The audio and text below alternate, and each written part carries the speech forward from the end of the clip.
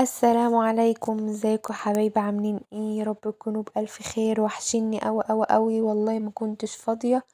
كان ورايا بس شوية حاجات كده، كنت بغير المنزل بتاعي، فحبيت بقى ان انا اصور لكم عمايل الكوسة باللحمة المفرومة زي ما انتوا شايفين كده، وفيها طماطم كده، شرايح طماطم سايلس. بسم الله ما شاء الله، كانت تحفة جدا، ولغاية دلوقتي يعني عمالة اكل فيها، وانتوا اصلا وحشيني قوي، فحبيت بقى ان انا اعملها معاكم واوريلكوا طريقتها. يا رب تنول اعجابكم.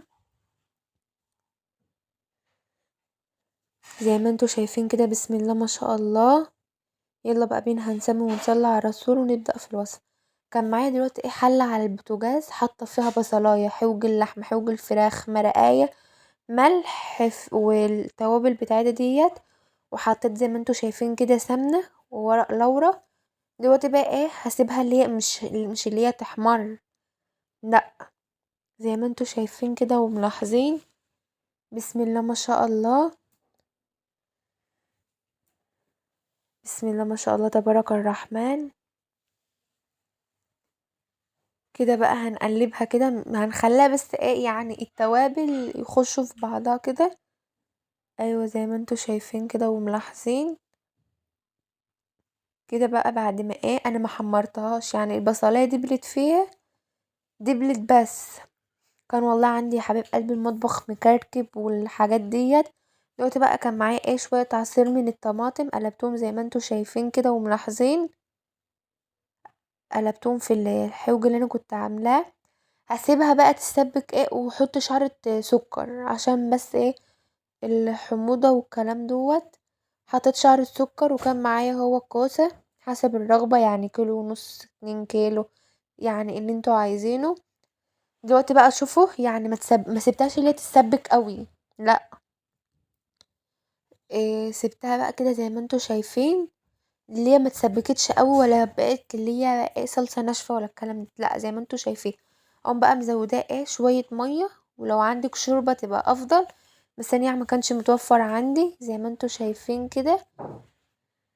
قمت بقى قلبه الميه، وظبطوا بقى الملح زي ما انتوا عايزين، وتقوموا بقى ديت راكنينها على الجنب، يعني هنسيبها على الجنب. هنسيبها على الجنب زي ما انتوا شايفين كده. بقى كان معايا يجي 4 طماطمات ولا 5، حجم كبير على حسب برضك مقاس الصينيه، او اي حاجة تحطوا فيها. بسم الله ما شاء الله، اللهم صل وسلم وبارك على سيدنا محمد. كنت قطعتهم بقى سايلس كده زي ما انتم ملاحظين.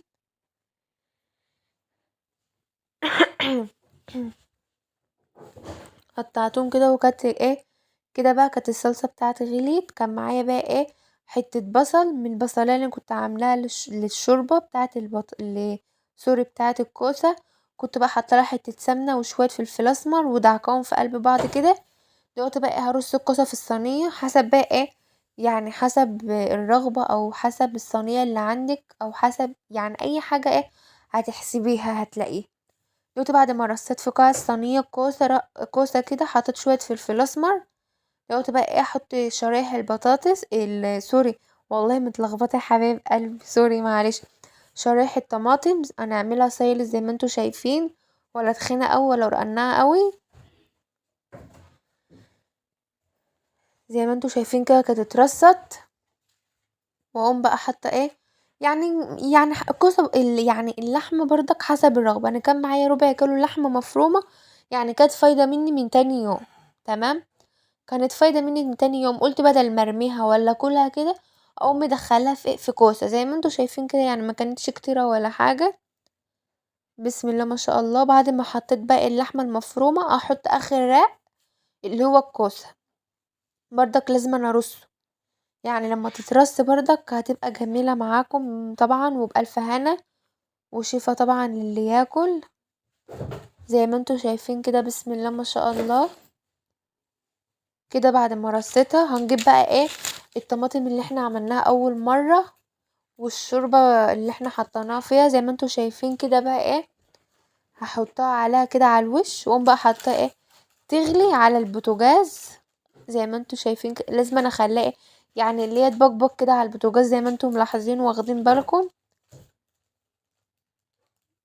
طبعا بقرب لكم الكاميرا كده اهيت زي ما انتم شايفين. وبعد ما تغلي كده اقوم بقى مدخلاها على الفرن درجة حرارة واطية متوسطة من فوق ومن تحت الشواية.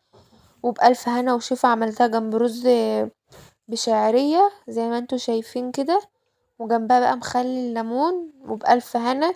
وياريت تدعموني بلايك، ما تنسوش بقى الاشتراك في القناة وتفعلوا زر الجرس علشان يوصلكوا كل جديد. بحبكوا قوي. دمتم في رعاية الله. السلام عليكم.